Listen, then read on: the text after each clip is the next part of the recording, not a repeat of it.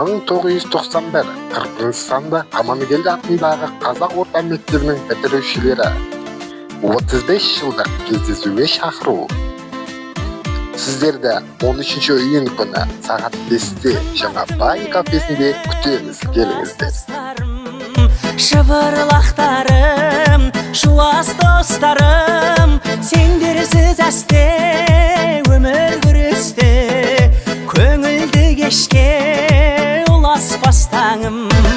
Балау салларым, балдырғандарым, бір әулеттің жандырған